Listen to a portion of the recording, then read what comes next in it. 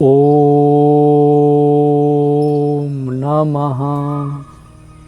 देखो, हमारे सत्संग में किसी संत महात्मा को विरोधाभास प्रतीत हो तो वो कृपया करके उस वीडियो को बार बार देखें, फिर चिंतन करें, फिर आप जैसा निर्णय लोगे वो उचित होगा। हम किसी संत के विरोध में नहीं बोल रहे हैं, ना संत हमारे दुश्मन हैं, संत हमारे भाई हैं, संत हमारे ईश्वर स्वरूप हैं, संत ही हमारे सर्वस्व हैं। आज संत के नाम पर इतना ठगाठगी हो रही है कि शायद त्रेता, द्वापर और सतयुग आज कलयुग में फेल हो जाएंगे। संत ही ईश्वर का साक्षात स्वरूप होते हैं, ईश्वर का परिचय देते हैं। आज वही संत देश में क्या कर रहे हैं? जिनकी अटूट श्रद्धा संतों के प्रति थी, उन्होंने कैसे लोगों की श्रद्धा को आहत किया है, कैसे तोड़ा है।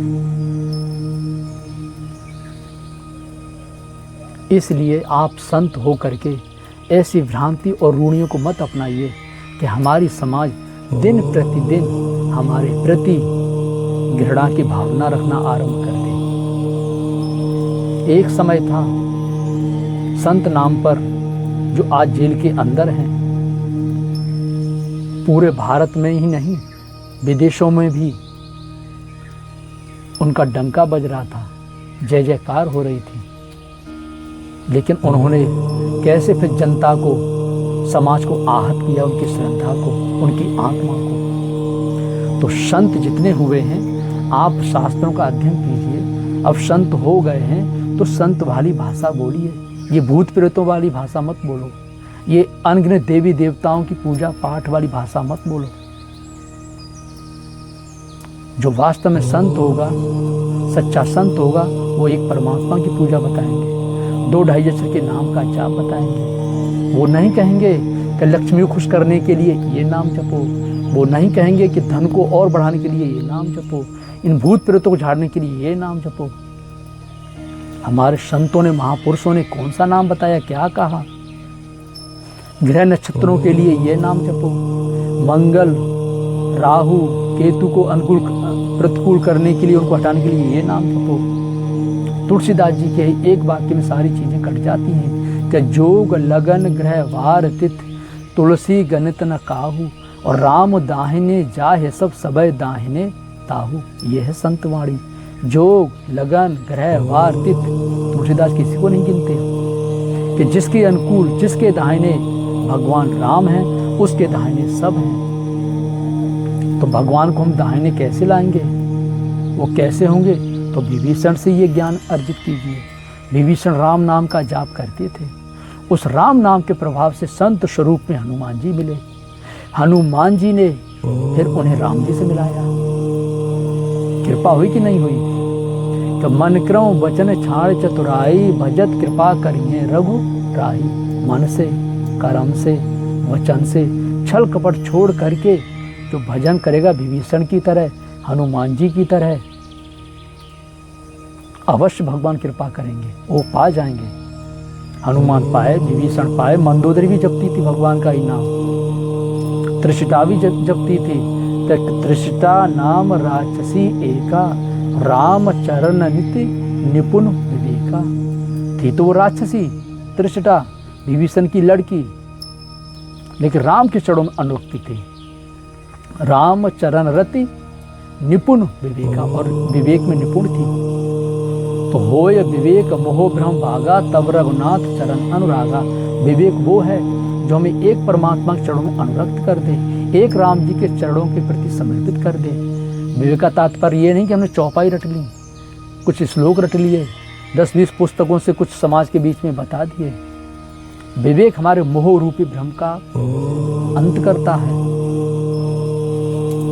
कि होय विवेक मोह भ्रम भागा। ये मोह रूपी जो भ्रम है, अज्ञान रूपी जो अंधकार है, उसको दूर करता है। और तब रघुनाथ, तब एक परमात्मा चरणों में अनुरक्त होते हैं। तो इस संत वेशभूषा में आकर के ये नाना प्रकार की पूजा पद्धतियों को आप लोग समझ करके और समाज का मार्गदर्शन करो। ना कि समाज को आहत करना है। आज हिंदू मजाक क्यों बन रहा है? आज संतों ने ही एक मजाक बना के रख दी है। जो एक परमात्मा की पूजा बताने वाले संत महापुरुष थे, आज उस मार्ग को छोड़ करके आज कहीं हम राधे राधे में, कहीं ओम नमः शिवाय में, तो कोई मृत्युंजय का पाठ, तो कोई गायत्री का पाठ, तो कोई पता नहीं क्या क्या कर रहा है। श्री दयानंद सरस्वती कहते ओम का जाप करो, विवेकानंद कहते ओम का जाप करो, रामकृष्ण परमहंस ओम का जाप करो, कबीर तुलसी मीरा राम का जाप करो। दोनों का मतलब एक ही है। और हम महापुरुषों की फोटो तो लगाए रखे हैं, लेकिन उसके साथ पूजा पाठ क्या करा रहे हैं? इसलिए इस संत भेष को धारण कर लिए हो तो संतों वाली भाषा बोलो, संतों वाले उपदेश करो, संतों वाला ज्ञान दो, जो रामायण में, गीता में, भागवत में, उपनिषद में, वेदों में है और सत्पुरुषों की वाणी में है। आप पढ़े लिखे नहीं हैं तो कम से कम सत्पुरुषों की वाणी तो सुन सकते हो कि व्यासों की वाणी सुन करके आप प्रसन्न हो रहे हो। हम देख रहे हैं कि आज व्यासों के आगे पीछे महात्मा भेष धारण करके घूम रहे हो। क्यों लजा रहे हो उस भेष को? क्यों उस भेष को आप इतना नीचे गिराने पर तुल गए हो? क्या चाहते हो? क्या व्यास संत से बढ़ के हो गए? क्या व्यास गद्दी पर बैठ करके वो भगवान हो गया? और व्यास गद्दी पर बैठने का अधिकार किसको है? क्या आप ये भी भूल गए? उस गर्मा को बताना भी भूल गए? इस व्यास गद्दी को किसने चलाया था? सुखदेव जी ने। सुखदेव जी कौन थे? विरक्त महापुरुष थे। और कौन? शौनक ऋषि। शौनक कौन थे? विरक्त महापुरुष थे कि ये गृहस्थ थे जो आज बैठ करके उल्टा सीधा वक्तव्य दे रहे हैं, जो समाज को गुमराह कर रहे हैं। और आप संत वेशभूषा धारण करके वहाँ तालियां बजा रहे हो, उनकी जय जयकार कर रहे हो, आशीर्वाद लेने के लिए उनके मस्तिष्क झुका रहे हो। ये क्या है? क्या हो गया है आप संतों को?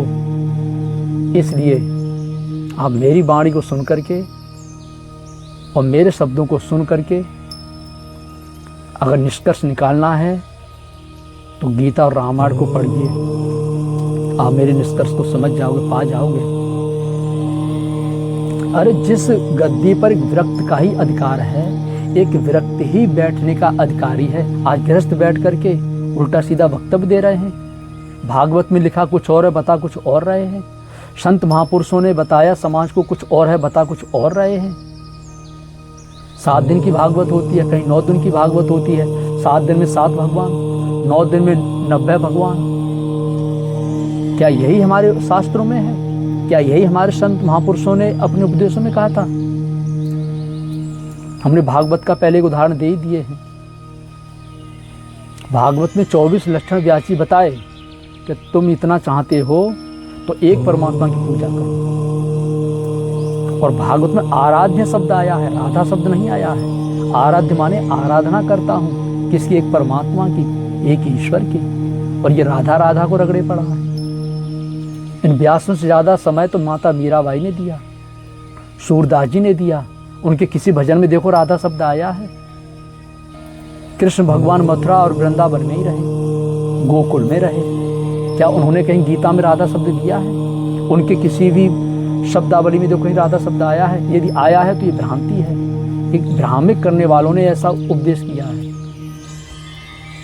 तो संत होकर के सत्पुरुषों की वाणी का प्रचार प्रसार कीजिए। शास्त्रों का अध्ययन करके शास्त्र में जो लिखा है उसका प्रचार प्रसार कीजिए। भगवान आपकी कोई कमी नहीं होने देंगे। ना खाने की कमी होगी, ना रहने की कमी होगी, ना पहनने की कमी होगी। खाने को तो इतना दे देंगे आप दूसरों को खिला सकोगे, पहनने को इतना दे देंगे आप दूसरों को पहना सकोगे, और रहने के लिए इतना बना के दे देंगे दूसरों को भी छत्र छाया दे दोगे। आज भी महापुरुष विराजमान हैं, भंडारे विशाल होते हैं। उदाहरण के रूप में आप चुनार से 17 किलोमीटर दूर छत्तीसगढ़ आश्रम श्री परमहंस आश्रम है, जाकर के देख लो। गुरुपूर्णिमा में 20 लाख भगत आए थे। और बीच बीच में ना जाने कितने आते रहते हैं। ना पर्ची कटती है और ना किसी से कुछ मांगा जाता है, ना कोई चंदा इकट्ठा किया जाता है, ना गाय के नाम पे और ना किसी मंदिर के नाम पर। तो किसकी कृपा है? ईश्वर की कृपा। ईश्वर की कृपा क्यों है? क्योंकि वो ईश्वर के बताए हुए मार्ग पर चले हैं। और चल करके ईश्वर को प्राप्त किया है। ईश्वर को प्राप्त कर आज वो स्वयं ईश्वर स्वरूप हैं, परमात्मा को प्राप्त कर आज परमात्मा स्वरूप हैं। इसलिए आज वहाँ कोई कमी नहीं है। और हम भी भजन चिंतन उनकी तरह करेंगे तो भगवत स्वरूप को प्राप्त हम भी कर लेंगे। और भजन चिंतन करने जो लग गया, भगवान उसको कोई कमी होने नहीं देंगे, ना खाने की, ना पहनने की और ना रहने की। इसलिए नाम का जाप कीजिए, सद्गुरु की शरण लीजिए। ओम